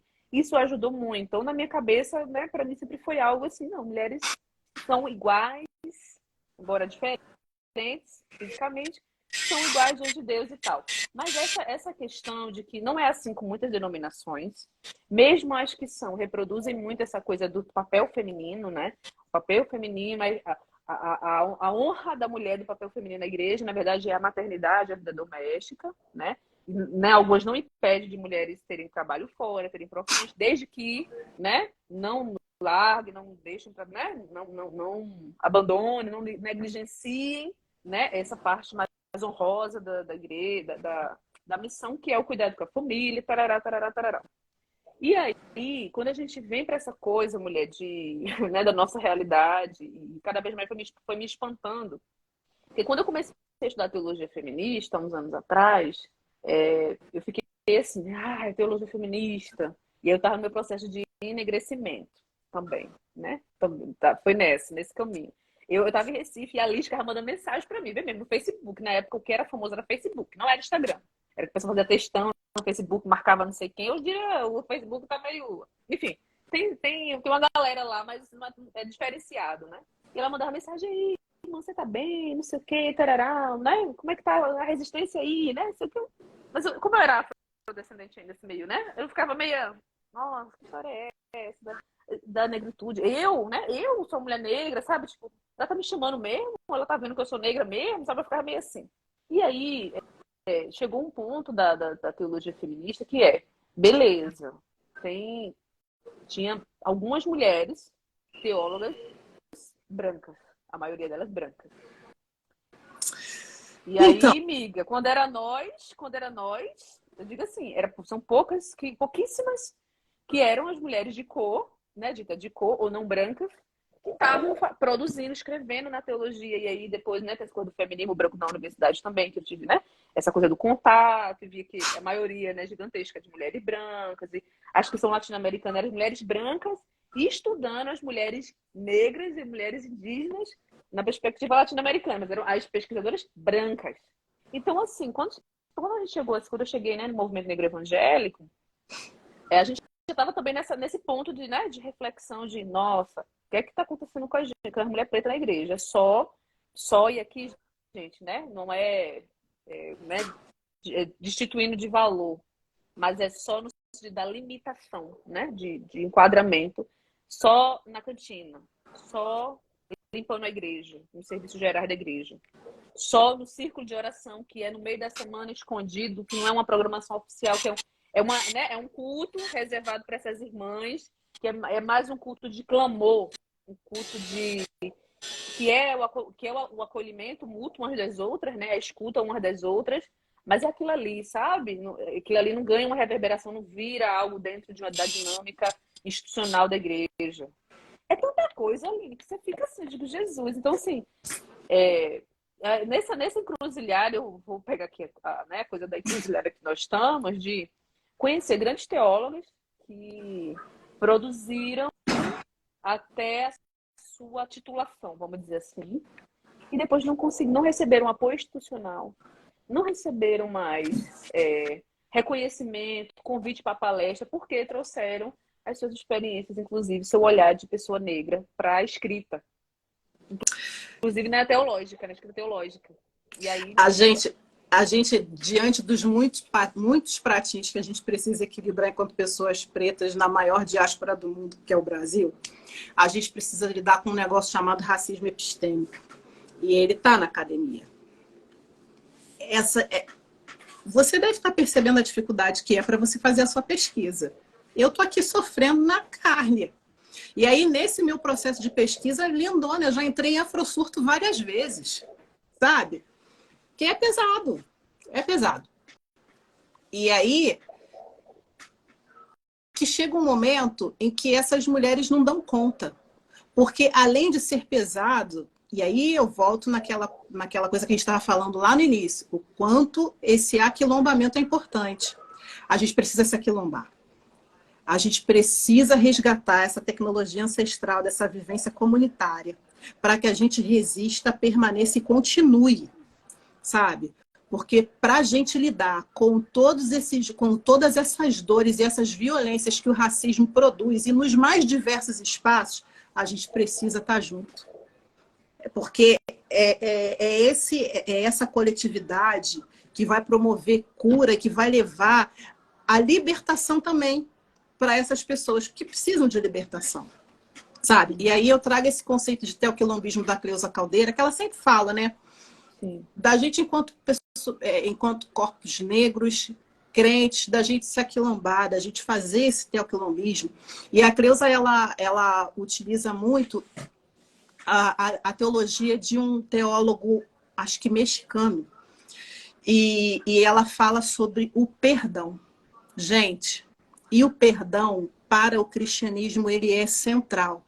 Porque Deus amou o mundo de tal maneira que ele deu o seu filho unigênito.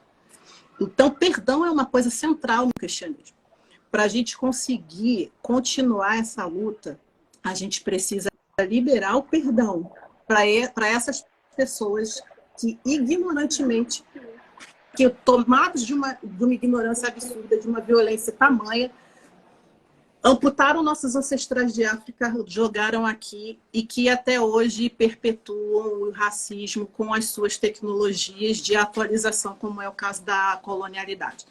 Então, a gente precisa liberar perdão para essas pessoas, mas essas pessoas também precisam pedir perdão, e isso é importante.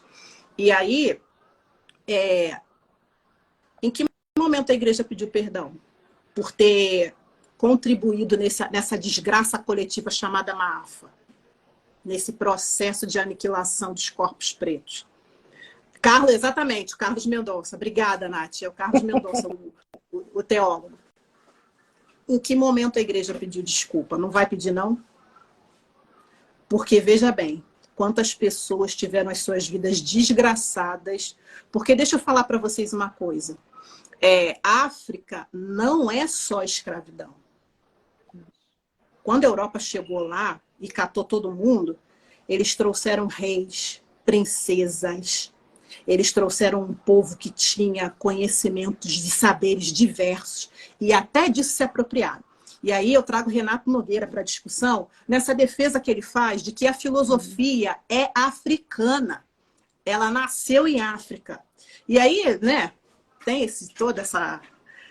O Ocidente vai dizer que não, mas a gente sabe que nasceu. Sabe? Então, assim, e deixa eu falar para vocês, a maioria das pessoas que eu citei aqui são pessoas brasileiras, porque eu também trago isso na minha pesquisa. Eu tive muita relutância de ficar pesquisando gente de fora, porque, assim, a gente precisa valorizar o que é produzido aqui dentro. Porque como a gente faz teologia no chão da vida, essas pessoas foram atravessadas por dores muito parecidas que as minhas. Então, eu preciso parar para ouvir essa galera que já caminhou um pouquinho mais e que entende mais do que eu, sabe? Então, assim, gente, não estou diminuindo os saberes que são produzidos em outros lugares. É que, por exemplo, a gente tem pessoas brilhantes nos Estados Unidos produzindo saberes, e aí a gente vê a teologia negra, né? A gente tem como pai James Cone. A gente sabe que teve outras pessoas, mas o nome que mais reverberou e que está aí até hoje é o de James Cone. Um homem preto, afro-estadunidense. E aí, qual foi o regime de colonização dos Estados Unidos? Então, assim, não dá conta, porque a gente aqui, a gente fez a experiência da escravidão e do pós-escravidão, que é essa desgraça coletiva que a gente vê aí hoje, de até os dias atuais, a gente mandar um atleta para a Europa e lá esse atleta ser chamado de macaco. Você está entendendo? Então, assim, a experiência que a gente fez aqui no Brasil foi uma experiência de dor. Inclusive, o cristianismo chegou para a gente a partir de uma experiência de dor. E por isso que a história de Agar é uma história tão potente. Porque a dor daquela mulher do deserto é muito parecida com a minha, enquanto mulher preta, que às vezes me via muito sozinha dentro da igreja, um monte de branco falando, e às vezes não dialogando com as minhas vivências. Sim.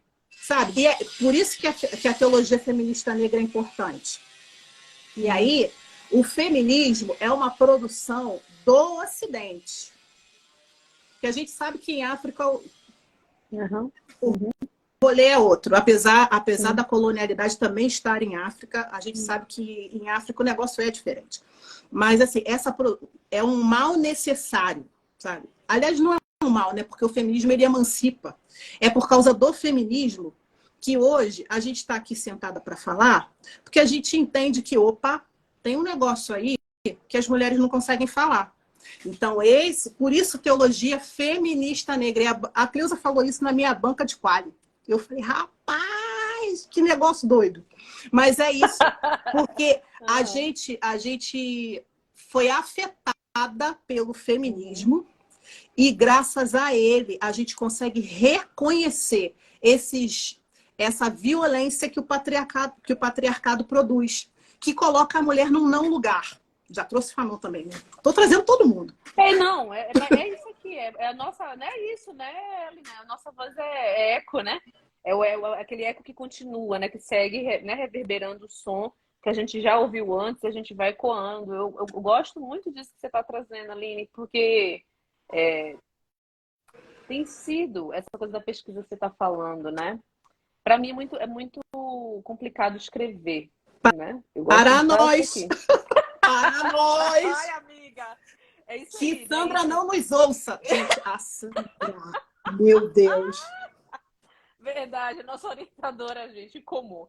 Mas assim, a escrita, né? Eu lembro também muito da Bell Hooks, né? Essa coisa da escrita, da teorização da dor. É muito complicado. É muito, muito complicado. E aí, o feminismo, ele tem esse lugar ocidental, que é o lugar da universalizar tudo, né? Tal qual, né, o androcentrismo também fez. Então, a gente que vem de uma matriz, né, filosófica de pluralidade, de diversidade, a coisa não se, né, não se cabe no feminismo. E aí, eu estava conversando, eu falei nesse mês passado, foi começo do mês agora, mulher, cadê? A gente ainda está em maio, já com tempo já. No comecinho do mês eu conversei com a Maricel, por causa também dessa coisa da pesquisa e tal. Maricel foi a primeira leitura, o primeiro contato que eu tive, assim, sabe? Gente, a Maricel... E aí você veja bem como a Maricel deveria ser muito mais conhecida. Porque a gente tem só a Maricel, assim, né? Não, sim, teóloga referência teóloga produzindo e na academia. A gente são poucos. É Maricel, exato. Cleusa, que Cleusa já tem uma teologia negra mais fundamental. Exato, mas também escreve sobre teologia feminista negra. Mas Maricel, nesse ponto, a Maricel escreve mais sobre teologia feminista negra. E Maricel, ela faz uma hermenêutica negra e feminista, uma hermenêutica feminista. Gente, Maricel era para ser conhecida por todos. Então, assim, olha como é que é esse processo de apagamento também, né? Isso. E a Aline, quando eu falei com ela, essa coisa da escrita, porque a gente foi assim, né? Ela conhece da rede, né? Enfim, desse espaço acadêmico, mas das trocas, né? E aí eu chamei ela, eu disse, eu tô, né? Essa coisa da pesquisa, tô no drama, tô no nome do drama. E aí eu cheguei para ela e estava falando das narrativas. Eu estou querendo saber como as mulheres produzem narrativas teológicas. Mulheres negras fazendo narrativas teológicas. Aí conversa vai, conversa vem, falei dessa questão da escrita, né? E aí eu falei da oralidade. Aí ela, vou falar logo então aqui para você, Vanessa. Sabei. Trazendo verdade. Narrativa é uma expressão. Ó, pra quê, amiga? Só pra jogar aqui e sair correndo. Quem estiver assistindo vai estar acompanhando. Quem não sei nem se eu vou depois editar, amiga. Só pra Ela fez assim, narrativa é um conceito ocidental. Eu entendo que você está fazendo uma pesquisa, né, e tá usando categorias e tal, não sei. Mas a questão da oralidade, que não é só a fala, né, tem muito mais elementos dentro da oralidade, é o que tá, é também uma herança que está na nossa dimensão como mulheres negras e na nossa vivência através dessa experiência transatlântica, né, do tráfico transatlântico. Ó, o Eduardo tá ligado, eu já conversei isso com ele, ele apareceu aqui no caderninho, porque ele sabe que depois que eu conversei com ela, eu fui perturbar ele, é um amigo meu antropólogo, Uhum. vários áudios. Ah, como é que é isso? Porque, assim, na verdade, para mim, o que ficou muito forte é isso, sabe, Aline? Como a coisa é tão complicada, no sentido da complexidade, de que, veja só, eu vou, né, a gente escrever, a gente fazer o esforço de escrever ainda dentro dos padrões, dos limites propostos pelo Ocidente, né, pela academia. Então, o exercício que a gente está falando, e a gente está falando de mulheres evangélicas que estão, mulheres negras evangélicas, que estão num ambiente em que a teologia é o tempo todo desestimulada. Essas mulheres que você falou, né? Você foi fazer teologia, não, mas por que você não faz educação cristã? Você tem a cara da tia da escolinha, você tem cara da tia do recreio, você tem a cara, né, minha gente? Vocês estão entendendo, né?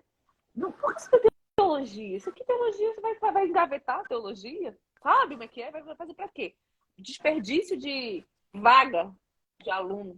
Sabe como é que é? É um negócio assim tão perverso que é assim, arrepiante nesse sentido. Mas eu queria voltar mais para essa coisa mesmo de como é necessário, e para as irmãs que vão ouvir a gente, que estão ouvindo depois, que a gente se empenhe, passe por esse caminho estreito às vezes, né? O caminho estreito da escrita, da produção, da maneira que a gente sabe escrever, da maneira que a gente, né, consegue narrar, do nosso jeito, e a gente fazer esse conhecimento científico também ser registrado também dessa maneira, né, academicamente, por ser esse lugar de poder social, poder institucional, que também vai passar de geração em geração e também vai ser importante para as próximas pessoas que vão vir. E honra as que vieram antes, né? Como você começou falando, né, Lina? Tem um esforço nosso de honrar também as que vieram antes de nós. Mas, assim, quando ela foi Exatamente. falando, ia falando teologia africana, eu tô com um livro aqui do Emiliano, né? Aí eu comecei a ler, eu digo, ih, aí foi o povo banco, eu digo, gente do céu, isso sobre a oralidade, sobre a... Então isso tem muito a ver com tudo que a gente faz e e revela mais ainda como o sistema, a estrutura institucional das igrejas, a estrutura embranquecida, branca do norte global, né, da Europa ali, da América do Norte, realmente veio enlatada e colocar, né, colocada goela abaixo nós, assim, em muitas dimensões.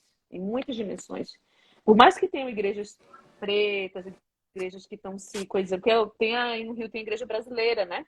Também uma igreja brasileira que eu percebo que é um projeto, inclusive, de a gente poder valorizar, né, nossa africanidade, nossa ancestralidade, muito massa isso. Mas assim, né? É outra, a gente conta nos dedos as igrejas, as comunidades, na verdade, né? Eu acho que tem mais um caráter de comunidade cristã, que são assim. A grande maioria, mesmo com a igreja, 90% da igreja sendo pessoas negras, na verdade, ainda passa por essa coisa, né, da nossa experiência espiritual e corpórea ser muito embranquecida, né, o tempo inteiro. Então, eu tô, minha filha, ainda, já falei com a Sandra, chamei de profa, eu preciso falar com você, mas tá ruim. Porque eu não sei nem quando eu vou chegar, porque eu vou falar tanta coisa. Porque é isso. Eu tava lendo, você tava falando, tô fazendo, né, a coisa da teologia humanista e tal. Já tinha falado com a Nath, que tá aqui, já mandou um recado aqui pra nós. Uhum. Com a Nath, a teóloga Natália Montezuma, tinha conversado com ela, conversando com você também. E eu tava lendo essa semana a Jacqueline Grant. E aí, um trecho, um livro de 89, amiga. Óbvio que isso já é um livro, mas a elaboração já deve ser de anos anteriores e de outros processos. E ela fala muito dessa coisa, né, da teologia, que, na verdade, a experiência que você trouxe ali, a experiência que é diferente mesmo e afeta a maneira como a gente elabora a nossa espiritualidade também, vivencia esses processos. Então, eu acho que fico pensando de, poxa, em 90, as irmãs lá nos Estados Unidos estavam organizadas e escrevendo sobre isso. E aqui a gente Eu, eu, tem a Eliade, tem a Lilian, tem a Cleusa, né? Mas assim, são irmãs que têm uma obra, né, de produção e que não conseguiram por causa do sistema, sabe? hoje, Né? Esse sistema hoje só quem está na academia é Cleusa, né? Aqui no Brasil, e a Maricel na Colômbia. na Colômbia. Assim, que a gente Exato. tem assim, de pessoas produzindo, né, Sim, com sim. afinco sobre a temática. Eu, na minha dissertação, eu decidi, assim, né, chamar a teologia humanista de teologia humanista, muito carregada por esse português que Lélia Gonzalez defende, porque eu acho que assim, é para valorizar também mesmo essas tecnologias criativas que a gente, enquanto povo preto, tem, de criar vocabulários e tal. Porque se a gente for traduzir para mulherismo, Foi. A Nath não dá estava conta. falando disso, A, não dá conta. a Nath saca muito disso, né? E a Nath Ela trouxe um. mandou, A Nath ela saca muito mandou disso. para mim um documento assim, ó, mulherismo Ela. é assim, assim, assim. Se Pois liga. é. E aí o que acontece? Se a gente for traduzir para mulherismo, mulherismo é outro negócio. É outro rolê. Uhum. Então eu decidi Entendi. chamar de teologia humanista, botei um A lá no final, e aí eu falei, Não é eu um vou apelar para o problema. português. Não é Porque um o que a gente fala, problema, porque o que Lili. a Eu não gente acho que é um problema. fala aqui no Brasil é português, né? Exato. E aí quando você ouve essas palavras dengo, né? Da onde que vem mesmo? De África. Então a gente tem essa coisa de resgatar termos, de inventar. E eu acho muito linda essa criatividade, porque é essa capacidade nossa criativa que também nos ajuda a resistir, né? Sim. Então, a teologia humanista, ela surge a partir de uma crítica que essas mulheres pretas fazem ao feminismo, mas não somente ao feminismo branco, à teologia negra, que não dá conta de falar dessas mulheres. Então, veja bem, a mulher preta, ela está na base da pirâmide, porque o feminismo não dá conta de falar da mulher preta, e a teologia negra, que é feita pelos nossos irmãos pretos, sabe? Também não dá conta. E aí, olha só como a gente precisa se reinventar, e aí, criativamente, a gente precisa resistir. Então, a teologia humanista, a meu ver, ela é a capacidade criativa de mulheres pretas de colocarem, trazerem para o centro do debate as suas experiências, valorizando-as enquanto saberes que produzem e que podem reverberar de modo a produzir uma qualidade de vida, a transformar a maneira como mulheres pretas se veem no aqui e agora e são vistas também. Então, eu acho importante essa crítica que as irmãs fazem, né? De dizer, opa, você esqueceu de falar de mim. Aí, né, tem Sojourn Truth, mas também, gente, antes de Sojourn Truth, acho que tem Kim Pavita, né? Que a gente quase não ouve falar de Kim Pavita, né? E aí a gente vê também no filme que passou lá no Mandrágora essa semana, né? Esquecendo. Como é? Flora. Esquecendo Flora. A gente tem uma Flora, sabe? Veja só o processo de esquecimento. E essa, olha, vou falar para você que esse filme me atravessou num grau, porque eu já fui esquecida. Depois eu te conto uma história. Tá bom. Então, assim, esse processo de esquecimento, esse processo de silenciamento pelo qual as mulheres passam, principalmente as mulheres pretas, porque as mulheres pretas, bem lá antigamente, né, elas eram o quê? A mami, elas eram as que cuidavam do filho das brancas. Então, veja bem, quanto as brancas estavam reivindicando o direito de trabalhar, de ter seu salário, de sair. Oi, Lilinha! Lilinha, gente, minha amiga e irmã lá de Realengo. Te amo, Lila. E aí, enquanto as mulheres negras as mulheres brancas estavam fazendo essas reivindicações, a preta senta e fala, ué, mas eu já faço isso há um tempão. Então, veja bem como é sutil, mas que ninguém fala sobre isso, sabe? E a gente precisa falar. Saudade de você também, lindona. A gente precisa falar. A gente precisa trazer para a mesa esses debates que são tão importantes. A mulher preta trabalha desde sempre. Aliás, a mulher preta, ela foi atravessada por essa desgraça coletiva que se chama Maafa. Ela é fruto de uma experiência dolorosa que foi o processo de escravização de corpos. Muitas delas foram estupradas, violentadas.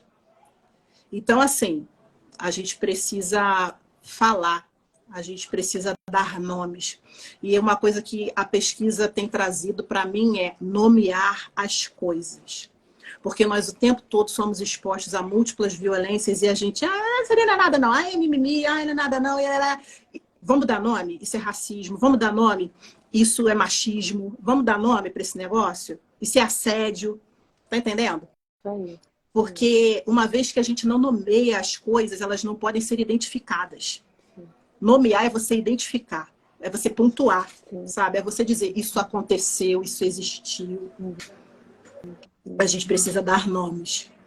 E esse processo de esquecimento, a gente precisa nomear isso. De apagamento dos nossos saberes, a gente precisa nomear isso. Aline, eu vou acabar com essa live, tem até 1h30 ali. Eu não acredito nisso. Passou rápido, né? Eu parei, eu li agora, eu fiz, eita, meu Deus, menina, que maravilha, nossa. Aline, foi muito bom, eu vou repetir depois, eu vou chamar você de novo, daqui pro final do ano eu chamo você, que eu sei que você é ocupada, mas eu vou chamar você de novo. Tá bom. Pode chamar que eu venho. Ai, mulher, não, foi muito bom, muito rico, muito poderoso te ouvir.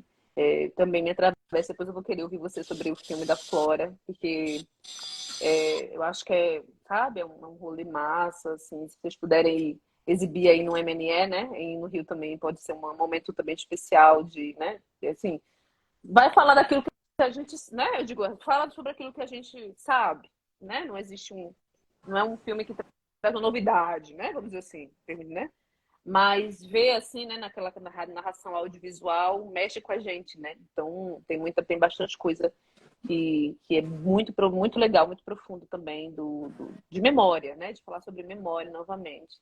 Então eu quero te agradecer, querida. Eu só vou ler aqui um comentário da Nath, a Natália Montezuma disse assim, que é a teóloga, né, gente, da outra live.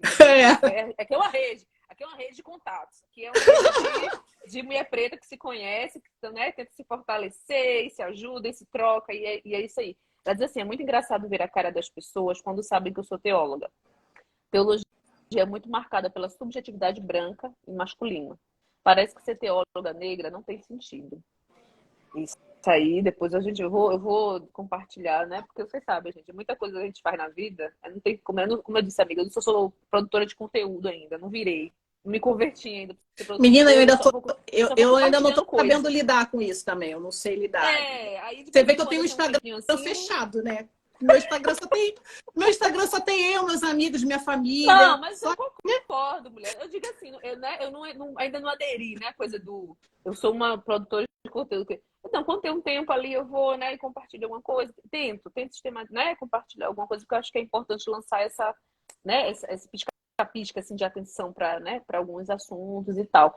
Mas eu acho que é muito profundo isso que ela fala desse lugar, né, de imagem. A imagem da mulher negra na teologia, eu acho que isso é uma coisa bem bacana também da gente conversar. Vou conversar hoje mais não, porque já que a gente falou foi um bocado. É porque se a gente for parar para analisar, a teologia, ela é branca, né, gente? A teologia, ela é extremamente embranquecida. Quando você estuda teologia no seminário, você estuda pessoas brancas. Você estuda a partir da perspectiva de homens brancos. E aí, quando você faz essa hermenêutica da suspeita, que a teologia feminista negra, né, nos estimula a fazer da teologia feminista também, essa hermenêutica da suspeita. Cadê as mulheres? A gente vê que as mulheres foram apagadas da Bíblia, gente. Assim, sabe? Foi um processo de apagamento, de tratar como se fosse assim, gente, veja bem que história potente a história dessa mulher do fluxo de sangue, e a gente trata como mais do mesmo. Veja bem a história de Agar, uma mulher que no deserto ela tem um encontro com Deus, sabe? Veja o tamanho da grandeza dessa história, a gente às vezes passa batido, né? E trata como mais uma. Mas aí quando é a história do rei Davi, quando é a história de Salomão, quando é a história de Paulo. E aí a gente lembra, né, que o ministério de Jesus foi sustentado por mulheres. Quem é que estava lá chorando que foi lá para poder banhar o corpo de Jesus lá depois que ele morreu? Quem? Sabe? Então, assim, a gente não olha para a mulher. E esse movimento, ele é muito patriarcal mesmo, né? E a gente precisa colocar essas mulheres de novo na mesa, no centro do debate, e estudar a potência que foi para nós a experiência dessas mulheres, que está lá registrado, sabe? Então, assim, gente, é o mínimo que a gente pode fazer. Olha, Line, eu vou comentar nem mais nada, o povo está escrevendo aqui, que senão... Cleo, querida, Cleo é uma amiga maravilhosa também do Rio, uma mulher também de espiritualidade tá aqui pertinho de ampla. mim, para tomar um café. Cleo, querida, um beijo para você bem grande. Sempre ela falando aqui que conhece a mama Kim Pavita. A Kim Pavita. Kim Pavita é muito comentada nos grupos de afrocêntricos que ela participa. Veja bem, e a Kim Pavita ela ainda está restrita aos grupos afrocentrados. Você vai falar de Kim Pavita hoje aí, que poucas pessoas vão saber quem foi Kim Pavita. Sim, não. Igual amiga, eu vi Fanon, hoje, né?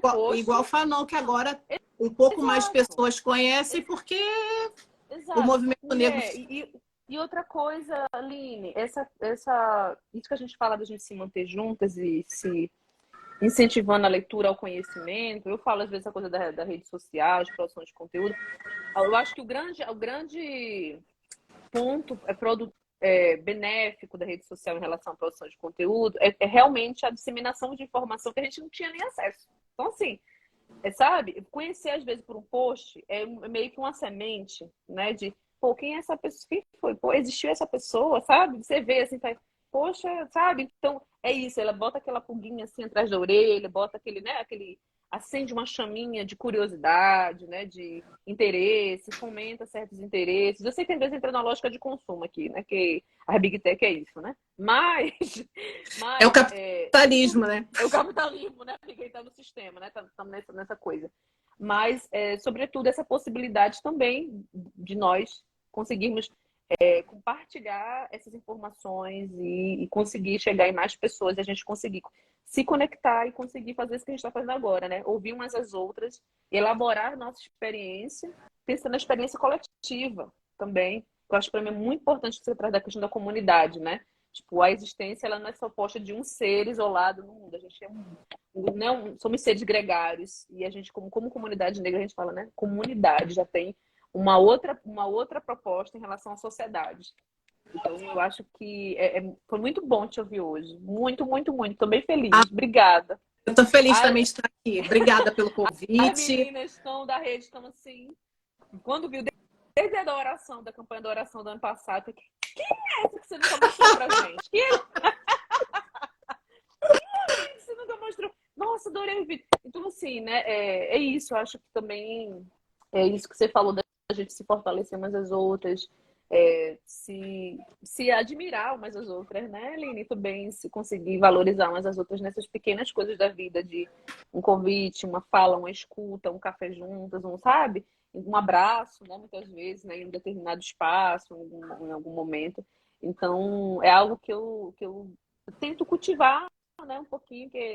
Esse trabalho que você tem feito é muito importante, que é um trabalho de dar visibilidade a pessoas que não são conhecidas. E aí, mais uma vez eu falo, a gente tem aquela síndrome do vira-lata de só valorizar o que é produzido fora. Precisou uma Angela Davis falar, vocês querem me estudar, vocês têm Lélia, para a gente poder dar valor a Lélia.